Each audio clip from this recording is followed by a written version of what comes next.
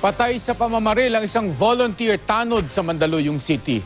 Nadaplisan naman ng bala ang kanyang anak. Makibalita tayo kay Tricia Zafra.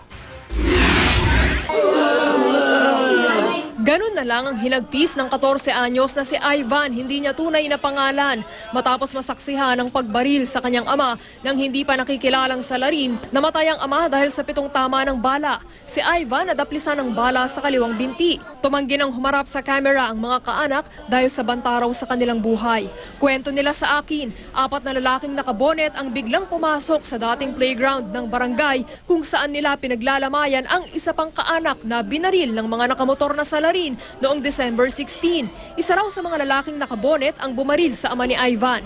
Hindi na nagsampa ng reklamo ang pamilya dahil natatakot daw sila. Dati raw user ng droga ang pinaslang nilang kaanak na voluntaryong sumuko, ilang buwan na ang nakararaan at sumusunod naman daw sa drug rehabilitation. Palaisipan kung bakit nadamay ang ama ni Ivan na isang volunteer tanod ayon sa kapitan. Natatakot na mga constituent ko. Kasi may mga instances sa kalapit barangay namin na mistaken identity. Ayon sa Criminal Investigation Unit ng Mandaluyong Police, iniimbestigahan pa ang motibo. Tumanggi raw ang pamilya na ipa-autopsy ang bangkay.